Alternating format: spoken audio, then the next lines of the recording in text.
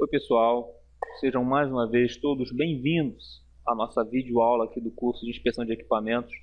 Como todos sabem, né, conhecimento de todos, meu nome é Rafael, sou professor de vocês aqui de tal disciplina. E aqui nessa nossa primeira videoaula vamos dar início à matéria de corrosão.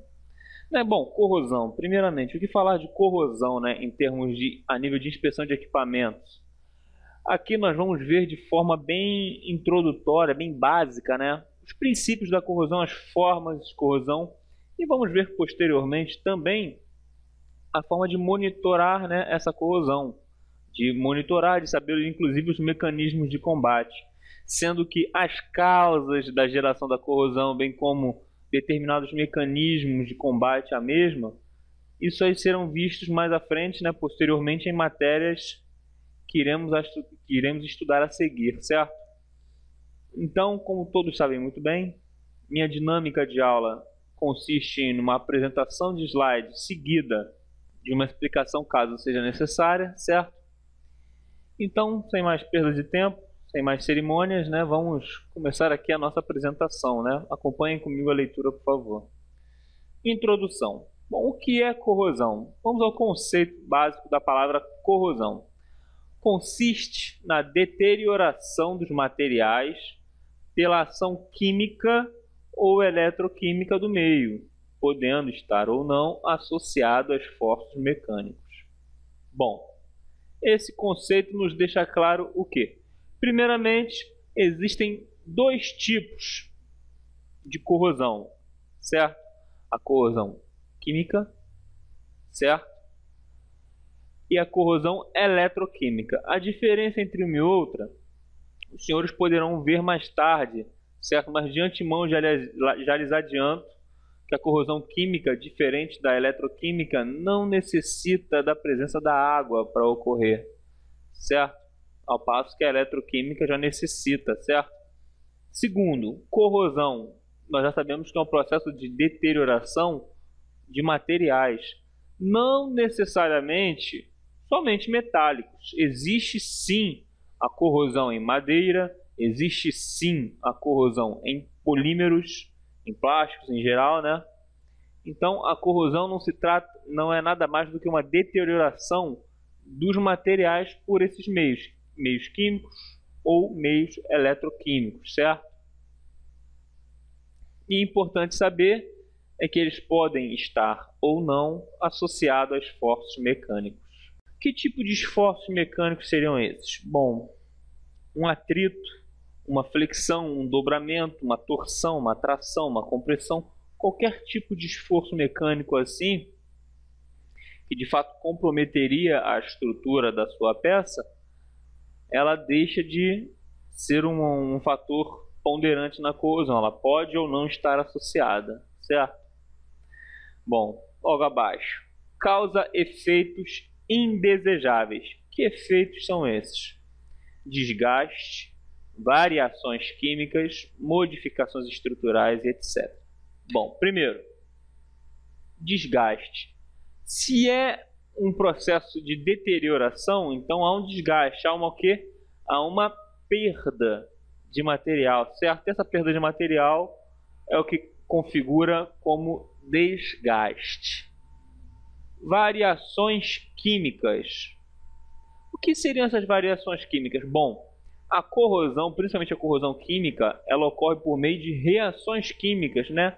Na qual o material, de uma certa forma, ele se transforma em outro material, cedendo elétrons, certo? E assim perdendo seu valor mecânico, né? Sua resistência mecânica, mas ainda assim dando origem a um novo material. Modificações estruturais e etc. Bom, modificações estruturais, como eu acabei de lhes dizer, se você tem um desgaste, você tem uma perda de massa de material, seja qual for o material. Então, se você tem uma perda da massa do material, consequentemente, vai haver o quê? Uma modificação na sua estrutura, certo? Vai haver o quê? Um novo formato, vai haver uma não eficiência atual da sua estrutura dada a corrosão. Então, a esse tipo de situação classificamos as modificações estruturais.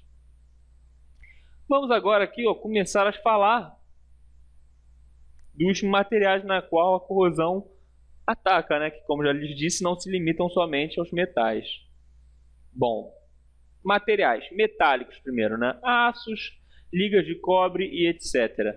Senhores, não possui material que não sofra corrosão. Ah, mas e o aço inoxidável? Bom, o aço inoxidável, ele simplesmente possui uma resistência maior à corrosão, certo? Não significa que ele seja à prova de corrosão, certo? Ele sofre a corrosão, porém com uma escala de avanço muito menor. Materiais não metálicos são eles os plásticos, cerâmicos, certo? Do tipo concreto.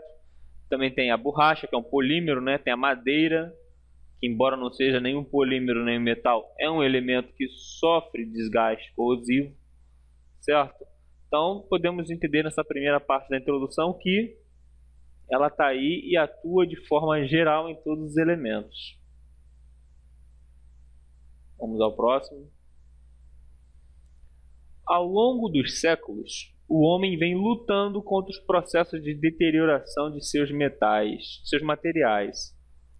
Afinal de contas, todo desgaste representa uma perda que representa, às vezes, atrasos, demanda tempo para manutenção, é um dinheiro que se perde para repor, né, aquela peça corroída. Vejam os casos dos romanos.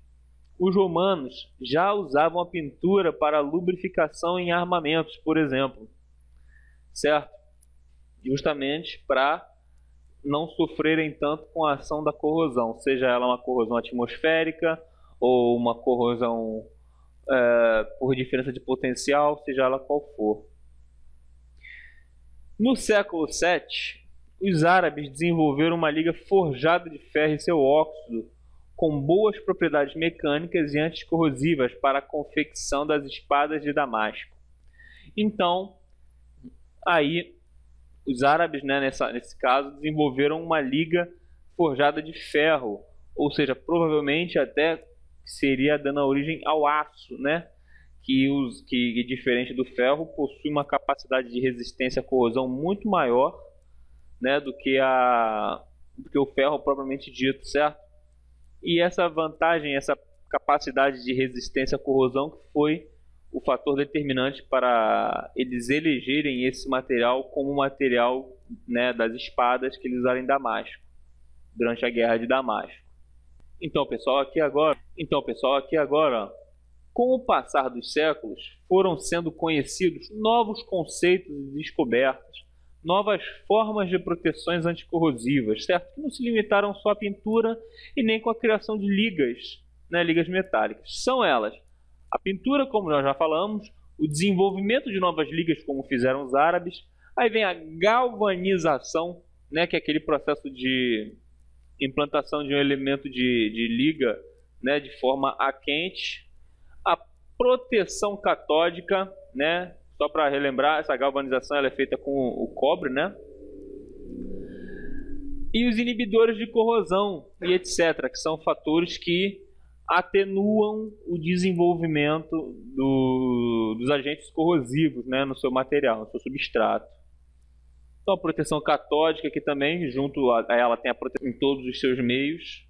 Entre os materiais que sofrem essa deterioração, destacam-se os metais, devido à sua extensa e diversificada utilização. Então, como nós já vimos no primeiro slide, todos os materiais, sejam eles metálicos, não metálicos, ferrosos, não ferrosos, plástico, madeira, qualquer material ele sofre desgaste, sofre um processo corrosivo.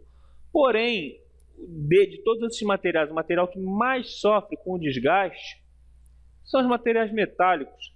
Não só pela sua composição química, né, que trata-se de carbono, trata-se de materiais que se desprendem da ação corrosiva, né, mas sim pela sua extensa e diversificada utilização, ou seja, o seu campo de aplicação, por ser grande, né, por ser um campo muito grande, ele também sofre, né, ele passa a ter esse título de maior sofredor, por assim dizer, né, com os efeitos corrosivos.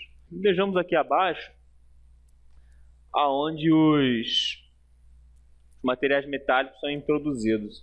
Em oleodutos, né, que são os dutos que transportam óleo, em gasodutos, em dutos que transportam gases, em minerodutos, né, minerodutos, que são aqueles dutos que por sua vez transportam minérios, né, minério de ferro, minério de qualquer coisa, né, através daquela pasta com sólidos em suspensão.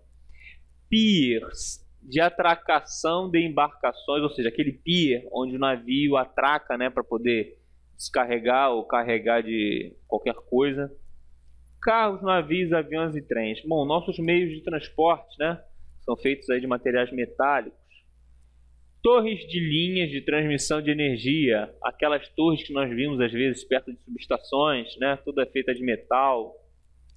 Pontes, viadutos, passarelas, casas e edifícios. Então são todas as construções civis em geral, né, que apesar de serem feitas na sua totalidade de concreto, ainda assim utilizam-se hoje em dia alguns suportes de metal, né, suportes metálicos, até mesmo as próprias vigas de sustentação que são de origem metálica, né? Equipamentos e plantas industriais, outro exemplo, certo? Nós temos equipamentos dentro de uma indústria que eles são, na sua esmagadora maioria, de metal, certo? E plantas industriais, que são as malhas de tubulação, em concomitância com esses equipamentos e etc., que são todos materiais metálicos que sofrem com a corrosão tanto do meio ambiente, certo? Quanto do próprio contato com o produto que eles transportam, na maioria dos casos. Por último aqui, ligas metálicas utilizadas no corpo humano, como por exemplo, amálgamas, pinos, próteses, implantes, instrumental, cirúrgico e etc. Ou seja, todo material metálico, gente, embora esteja fora, dentro do corpo humano, protegido ou não, sofre corrosão, certo? Veja só o caso do instrumental cirúrgico. Todos nós sabemos que o aço cirúrgico ele é um aço inoxidável. Porém, o aço inoxidável ele não é a prova de corrosão. Como eu já lhes disse anteriormente, o aço inoxidável ele é resistente à corrosão. Ele é mais resistente do que os outros metais. Certo? Em consequência disso, ele tem aí a sua utilização para tais serviços que necessitem, né, de um material com uma resistência à corrosão maior, pelo tempo de vida dele, né? Bom, vamos saber agora a importância de saber sobre corrosão. Os problemas de corrosão abrangem, ou seja, eles atuam na indústria química, petrolífera, petroquímica, metalúrgica, naval, automobilística, construção civil, biomédica e etc. Esse etc, senhores, simplesmente está aí para configurar que todas as áreas, em todos os setores, possui corrosão, possui desgaste, o material está aí e a partir do momento que ele tem contato direto com outro material, com outro gerador de potencial, vai ocorrer uma corrosão, seja ele na indústria química, por um elemento químico, seja ele por derivados de petróleo, na petrolífera, na petroquímica no caso, né? Ou seja, pela própria exploração do petróleo na petrolífera, certo? Na indústria metalúrgica, em seu próprio processo de confecção, né? Sua armazenagem, sua forma de transporte, logística, naval, nem dispensa, né, comentários, a própria salinidade do mar, né, faz com que haja uma corrosão eletroquímica.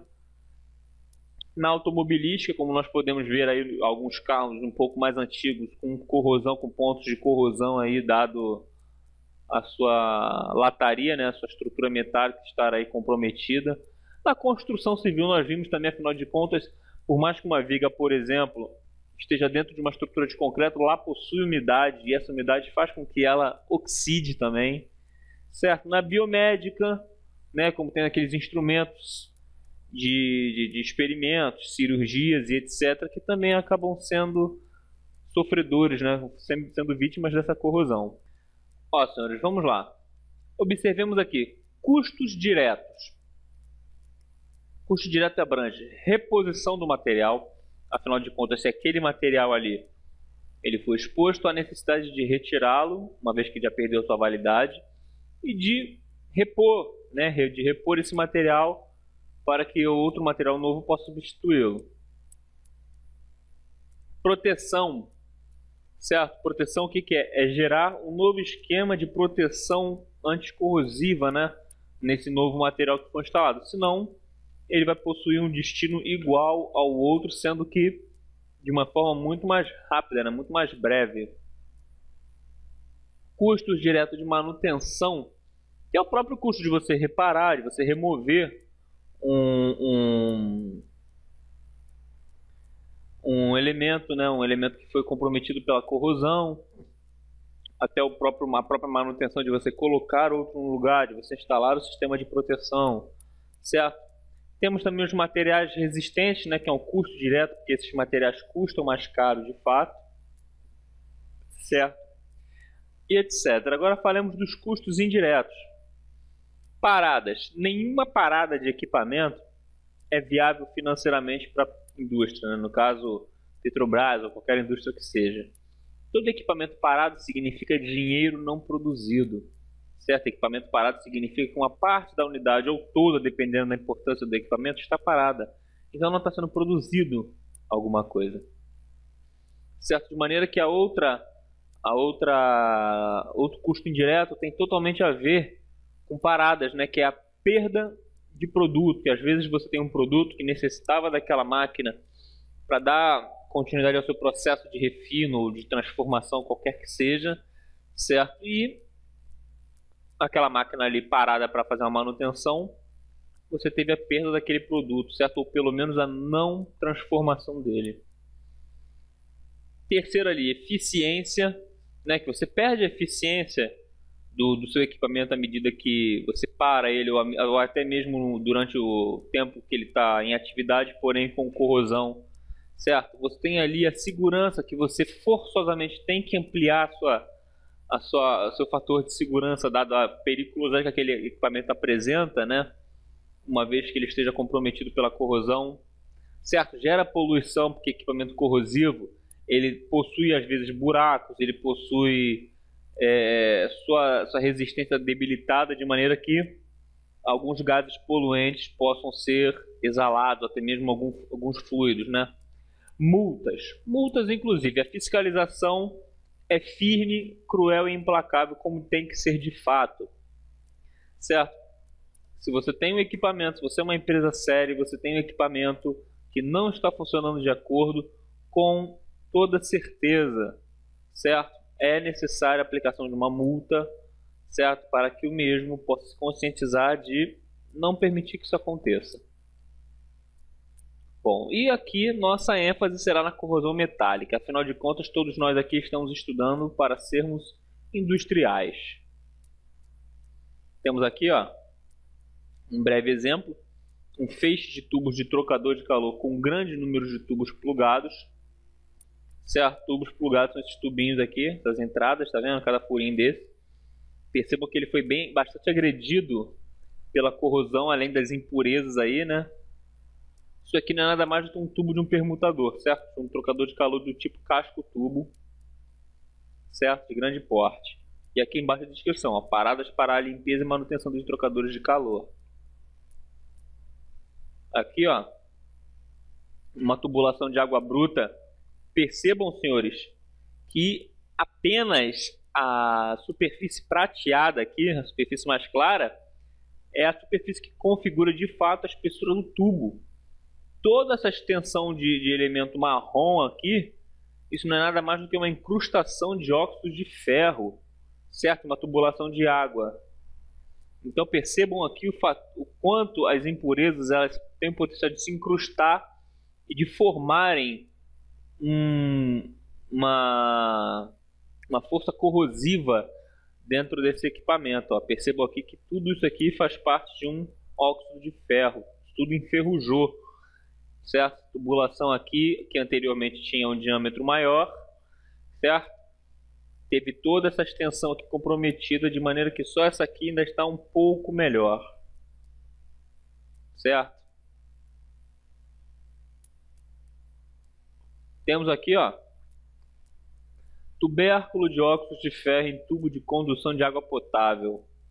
Isso aqui, senhores, simplesmente é o que acontece quando você tem um processo de corrosão dentro de um encanamento, por exemplo, de tubo de água potável. Ou seja, até a água própria para o consumo, ela possui, né, em sua composição agentes que causam posteriormente uma corrosão e formam esses tubérculos aqui, ó. Que dá até essa aparência de grãos, né, na sua tubulação. Aqui nós temos um trecho de um viaduto, né? Como podemos observar aqui as vigas de sustentação, até as mesmas que estão aqui presas, vergalhões presos aqui nessa estrutura que está ao chão, certo?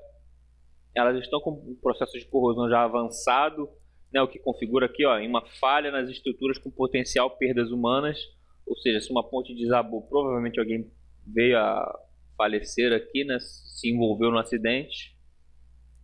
Então, a corrosão, por essa razão, ela se torna importante com direito, né, à ampliação da segurança, inclusive a multa, caso não seja reparada a tempo. Bom, vamos agora, senhores, entrar num campo que diz respeito à oxidação e à redução, certo? Então, nós já temos que saber de cara o quê? Que a oxidação, quem oxida, ele cede, ele perde elétrons. Por sua vez, quem reduz, na verdade, ele ganha elétrons. É bem contraditório. Quem oxida, perde, né? E quem reduz, ganha. Temos que gravar dessa forma. Então, acompanhe aqui, oxidação. Como eu já lhes disse, ó, perda de elétrons. Certo? Nós temos aqui, ó, dois átomos de ferro em reação com oxigênio. Temos aqui, ó, a oxidação do ferro, ou seja, ele ganhou 2 elétrons, e a redução do oxigênio, que perdeu seus 2 átomos aqui, certo? Bom, na redução, por sua vez, é o ganho dos elétrons, né? Temos aqui, ó, o gás oxigênio, né, com 2 átomos de ferro, e a reação deu o seguinte produto: 2 átomos de ferro com o oxigênio aqui, né, sofrendo um ganho de elétrons. Agente oxidante, nesse caso aqui, ele é quem? É o oxigênio, pois ele reduz. Outra coisa a ser entendida: quem sofre a redução, aquele que sofre a redução, não é o agente redutor, é o agente oxidante. Ou seja, o agente oxidante é quem causa a oxidação, certo? E quem causa a oxidação se reduz, ou seja, ganha elétrons, ou seja, rouba elétrons de um material mais nobre, certo? E por sua vez, o agente redutor, que no caso é quem sofre, certo? Quem se oxida, nesse nosso caso aqui é o ferro. A corrosão dos metais se dá por oxidação, ou seja, uma oxidação metálica, né? Ou seja, a presença do oxigênio faz com que haja uma perda, uma retirada, né, de elétrons do ferro, fazendo com que ele se reduza, né, com que ele oxide. Bom, e a oxidação é um processo espontâneo termodinamicamente falando, ou seja, ele ocorre de forma espontânea a níveis de pressão, volume, temperatura, níveis de grandezas termodinâmicas.